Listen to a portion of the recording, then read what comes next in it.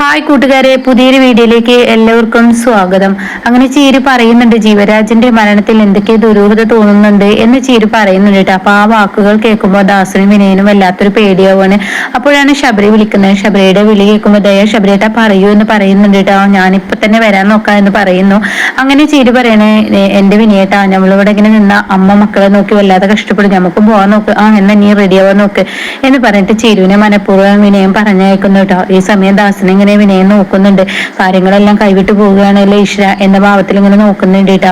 പിന്നീടാണെങ്കിൽ കാണിക്കുന്നത് മഞ്ചാടി ഇങ്ങനെ പുറത്തോട്ട് വരിക. നല്ല മഴ, കൂരിട്ട് ആ സമയം നല്ല മഴയത്ത് തന്റെ മുന്നിലോട്ട് പെട്ടെന്ന് കാണാം ജീവൻ ഗേറ്റിന് വെളിയിൽ ഇങ്ങനെ നിൽക്കുന്ന മഴ നനഞ്ഞ് പിണ്ടിയായിട്ടുണ്ടാവും കേട്ടോ. അപ്പോഴേക്കും മഞ്ചാടി എന്ന് പറഞ്ഞ ആ വിളിയെത്തുമ്പോ മഞ്ചാടി ഓടിച്ചില്ലാണ് ഗേറ്റിന് പുറത്തോട്ട്.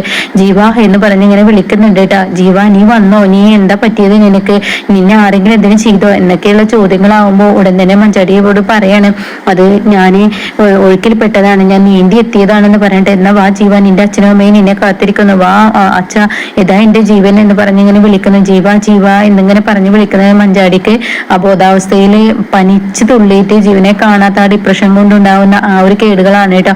അപ്പം ജീവന്റെ അച്ഛനും അമ്മയും അപ്പുറം ഇങ്ങനെ ഇരിക്കുന്നുണ്ട്. അവരുണ്ടാകുമ്പോൾ മഞ്ചാടി നീ ഇങ്ങനെ ടെൻഷൻ ആവില്ല, സമാധാനപ്പെടുക എന്നൊക്കെ പറഞ്ഞ് സമാധാനിപ്പിക്കുന്നുണ്ട് കേട്ടോ. പക്ഷെ അതൊന്നും ആശ്വാസ വാക്കുകളാകുന്നില്ല.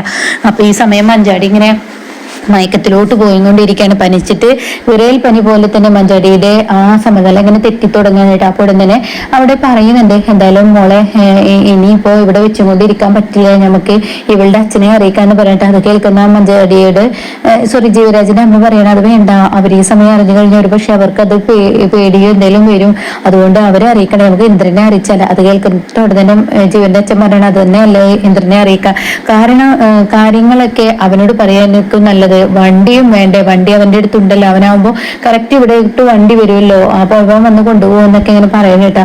അങ്ങനെ പിന്നീട് കാണിക്കുന്നത് ഈ ആ ഒരു രംഗം കഴിഞ്ഞു പോയിരിക്കുന്നു. പിന്നീടാണെങ്കിലോ ഇങ്ങനെ നേരം വെളുത്ത് നീച്ചിട്ട് അനുപമ ഇങ്ങനെ പൂജാമുറിയിൽ കയറി ഇങ്ങനെ പ്രാർത്ഥിച്ചിരിക്കുന്ന സമയത്ത് പുറത്ത് ഇന്ദ്രൻ വന്നിരിക്കുന്നുണ്ടാവും കേട്ടോ. അങ്ങനെ വനങ്ങ് പറയണ, മോളെ ഇന്ദ്രൻ വന്നിട്ടുണ്ട് എന്ന് പറയണേ. അങ്ങനെ അനുപമ എന്തിനാണാവോ ഇനിയിപ്പോ വന്നിരിക്കുന്ന എന്ന ഭാവത്തില് ഇന്ദ്രന്റെ മുന്നിലോട്ട് എന്താ അതിരാവിലെ എന്ന് ചോദിക്കാനായിട്ടാ. എന്തെങ്കിലും പ്രശ്നങ്ങളുണ്ടോ എന്ന് ചോദിക്കുമ്പോൾ തന്നെ ഇന്ദ്രൻ പറയണം, ഞാൻ ഹോസ്പിറ്റലിൽ പോകുന്ന വഴി ഈ വഴി കയറിയതാ. അപ്പൊ അനുപമക്ക് വലിയ ഇഷ്ടമൊന്നും തോന്നില്ല കേട്ടോ. അപ്പോൾ ഉടനെ അനുപമ എന്താ സുശീലക്ക് എന്തെങ്കിലും പറ്റിയോ, ഈശ്വര അവൾക്ക് എന്തെങ്കിലും സംഭവിച്ചോ എന്നൊക്കെ ചോദിക്കുമ്പോൾ ഇല്ല, അമ്മക്ക് യാതൊരുവിധ കുഴപ്പമില്ല എന്ന് പുല്ലുവലയോട് ഇന്ദ്രൻ പറയൂട്ടോ.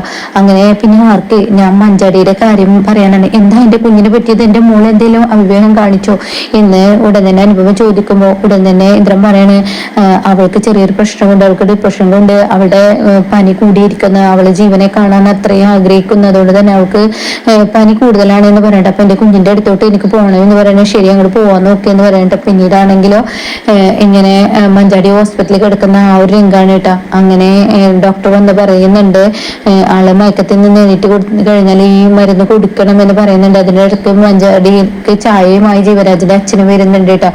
പിന്നീടാണെങ്കിലോ ഇങ്ങനെ അനന്തമാഷിനെയാണ് കാണിക്കുന്നത്. മാഷിനുള്ള വെള്ളം ചായയൊക്കെ ആമ്പിളി കൊടുന്നു കൊടുക്കാന്. അപ്പൊ ഇങ്ങനെ ടെൻഷൻ അടിച്ച് നിൽക്കുമ്പോ എന്തായാലും മഞ്ചാടിയുടെ കാര്യത്തിൽ എന്തായാലും ഒരു തീരുമാനമായില്ല അച്ഛ. ഇനിയിപ്പോ മഞ്ചാടിക്ക് വേണ്ടി അച്ഛൻ നെട്ടോട്ടോടൊന്നും വേണ്ട, അവളുടെ ബുദ്ധി എന്ന് തലതിരിയുന്നോ, അവൾക്ക് എന്ന് വിവേകം വരുന്നോ അന്ന് അവൾ ഇങ്ങോട്ടേക്ക് തിരിച്ചു വരും. ഇനി ഞങ്ങളുടെ കാര്യത്തിൽ ഒരു തീരുമാനം ആക്കണം എന്ന് പറയട്ടോ. അത് കേൾക്കുന്നതിനോട് കൂടി മാഷിങ്ങനെ നോക്കാണ്.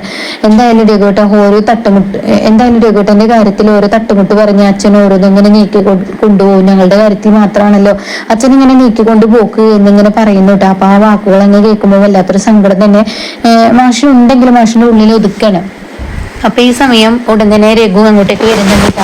അപ്പോ മാഷി പറയാണ്, എന്തായാലും രഘു നമുക്കിപ്പോ കന്യാശ്ശേരി മനയിലോട്ട് ഒന്ന് പോകണം. അപ്പോൾ തന്നെ അമ്പിളി പറയുന്നുണ്ട്, അതിന് മുന്നേ കന്യാശ്ശേരി മനയിൽ പോയിട്ട് നമുക്ക് കിട്ടാനുള്ള അവകാശം ചോദിക്കണം, എന്നിട്ട് എന്റെ രഘുവേട്ടന് എന്തെങ്കിലും ഒരു തീരുമാനം അച്ഛൻ എടുക്കണം, ഇനി നീട്ടിക്കൊണ്ട് പോകാൻ പറ്റില്ല, ഞങ്ങളുടെ കാര്യത്തിൽ മാത്രമല്ലല്ലോ അച്ഛനെ എന്ന് പറയുമ്പോഴാണ് മാഷിന് ആ ഓർമ്മ വരുന്നത് കേട്ടോ. അയ്യോ, ദേവകിയമ്മക്ക് സുഖമില്ല എന്ന് പറഞ്ഞു കേട്ടിട്ടുണ്ട്, അതുകൊണ്ട് ദേവകിയമ്മയുടെ അടുത്തോട്ട് പോകാനും പറ്റിയില്ല, ഈ മഞ്ചാടിയുടെ തിരക്കാരൻ. എന്തായാലും അവളുടെ കാര്യത്തിൽ ഒരു തീരുമാനമായല്ലോ, അതുകൊണ്ട് പെട്ടെന്ന് നമുക്ക് പോവാൻ നോക്കാം എന്ന് പറയുന്നു കേട്ടോ. അങ്ങനെ അവര് അങ്ങോട്ടേക്ക് പോവാൻ നോക്കാണ്. ആ സമയമാണെങ്കിലോ ഇങ്ങനെ ഇപ്പുറത്ത് ഇങ്ങനെ രഘു പെട്ടെന്ന് പോകാനുള്ള ഒരു തയ്യാറെടുപ്പ് നടത്തുമ്പോൾ ഉടൻ തന്നെ രഘുവിനോട് പറയാണ്, നിങ്ങൾ അങ്ങനെ ധൃതിപ്പെട്ട് അങ്ങനെ പോകാൻ പറ്റുക, അച്ഛൻ പറയുന്നതിന് മുന്നേ നിങ്ങൾ ഓടുക അങ്ങോട്ട്, എങ്ങോട്ടായി ഓടുന്നത്, എന്താണ് അവിടെ കന്യാശ്ശേരി മലയിൽ ചെന്ന് പറയുന്നത് എന്ന് അറിയണം. സാധാരണ നിങ്ങൾ എന്ത് കാര്യത്തിനും നിങ്ങൾ പോയി കഴിഞ്ഞാൽ, നമ്മുടെ കാര്യത്തിന് പോയി കഴിഞ്ഞാൽ അച്ഛനും രഘുവേട്ടനും അതെ ആ കാര്യങ്ങൾ പറയത്തില്ല, അവരുടെ വിവരങ്ങൾ അന്വേഷിച്ച് ഇങ്ങോട്ടേക്ക് പോരും. അപ്പോൾ ഉടൻ തന്നെ മാഷ് പറയണേ, എൻ്റെ പൊന്നു മോളെ, ഞാൻ എന്തായാലും ഈ അവകാശത്തിന്റെ കാര്യങ്ങൾ ചോദിക്കാൻ തന്നെയാണ് പോകുന്നത്, നീ എന്തായാലും ടെൻഷൻ ആവണ്ട, നിനക്ക് അങ്ങനെ ഒരു പേടിയുണ്ടെങ്കിൽ നീ എന്റെ കൂടെ പോരാൻ നോക്ക്, നീയും കൂടി പോരെ, കാര്യങ്ങൾ അതിനൊരു വ്യക്തതയാവുമല്ലോ എന്ന് പറയുന്നുണ്ട് കേട്ടോ. അപ്പൊ ഉടനെ തന്നെ അമ്പിളി ശരി ഞാൻ എന്നാ തയ്യാറായി വരാമെന്ന് പറഞ്ഞ് അമ്പിളി പോകുന്നുട്ടോ. പിന്നീട് രഘുവിനോട് പാർവതിക്കൊന്ന് വിളിച്ച് വിവരങ്ങൾ പറയുന്ന രഘുവിനോട് പറയുന്നുണ്ട് കേട്ടോ. അങ്ങനെ പാർവതിക്ക് വിളിക്കുന്നുണ്ട് രഘു. പിന്നീടാണെങ്കിൽ അനുപമ ഹോസ്പിറ്റലിൽ എത്തിയ രംഗാണ്. അപ്പൊ ഇവര് ചായ കുടിക്കാൻ ഇങ്ങനെ മഞ്ചാടിയോട് പറയുന്നുണ്ട്. അപ്പൊ മഞ്ചാടി പറയണേ എനിക്ക് ചായ ഒന്നും വേണ്ട എന്ന് പറയുന്നുണ്ട് കേട്ടോ. അപ്പോഴാണ് ആഹാ എന്റെ മോളെ നിന്റെ ചേച്ചി ഇതാ അനുപമ വന്നിരിക്കുന്നത് പറയാം. അപ്പൊ മഞ്ചാടി എണീറ്റിരിക്കുകയാണ് കേട്ടോ. മഞ്ചാടി മോളെ എനിക്ക് എന്താ പറ്റിയത്, അവൾക്ക് മനസ്സിന്റെ ടെൻഷൻ കൊണ്ടുള്ള പനിയാണെന്ന ഡോക്ടർ പറഞ്ഞ്, പേടിക്കാനൊന്നും ഇല്ല എന്നിങ്ങനെ പറയട്ടോ. മോളെ നീ എന്തിനാ ഇങ്ങനെ ടെൻഷൻ ആവുന്നു, നീ ഇങ്ങനെ ടെൻഷൻ ആവല്ലേ, എന്റെ ജീവൻ അവൻ തിരികെ വരും, നീ ഇങ്ങനെ ടെൻഷൻ അതന്നെ, എന്റെ ജീവൻ മരിച്ചിട്ടില്ല, അവൻ തിരികെ വരും, എനിക്കൊരു പ്രതീക്ഷയുണ്ട്. അപ്പോൾ ഉടൻ തന്നെ അനുഭവം പറയണേ നിങ്ങൾ എന്തായാലും സുഷി. അപ്പോൾ ഉടൻ തന്നെ അനുഭവം പറയണേ സുശീലാന്റിക്ക് ബോധം മഞ്ചാടി ചോദിക്കുന്നത് സുശീലാന്റിക്ക് ബോധം വന്നോ എന്ന് ചോദിക്കണല്ല, അവർക്ക് ഇതുവരെ ബോധം വന്നില്ല എന്നാ ഇന്ദ്രേട്ടൻ പറഞ്ഞു കേട്ടത്. അവർക്ക് ബോധം വന്നാൽ തീർച്ചയായും ഇക്കാര്യത്തിനൊരു തീരുമാനമോ അതെനിക്ക് ഉറപ്പുള്ള കാര്യമാണ് എന്ന് മഞ്ചാടി പറയാനായിട്ട്. അപ്പോൾ തന്നെ അനുഭവമൊക്കെ ഇവളോട് അങ്ങനെ പറയാൻ പറ്റില്ലല്ലോ. അപ്പൊ അനുഭവം പറയണേ, നീ ഇപ്പൊ അവരുടെ കാര്യം മാത്രം നോക്കണ്ട, ആഷിഫിന്റെ മൊഴിയിൽ ഒരു പൊരുത്തക്കേട് തോന്നുന്നുണ്ട്, നീ ഒരു കേസ് കൊടുക്കേ, ആഷിഫിന്റെ നേർക്ക് ഒരു കേസ് എന്തായാലും കൊടുക്കുക. മഞ്ചാടി അതാ ചെയ്യേണ്ടത്. ഈ പറയുന്ന ജീവരാജിന്റെ തിരോധാനത്തിൽ ആഷിഫിനാണല്ലോ മെയിൻ പങ്ക് എന്ന് പറയുന്നത് കേട്ടോ.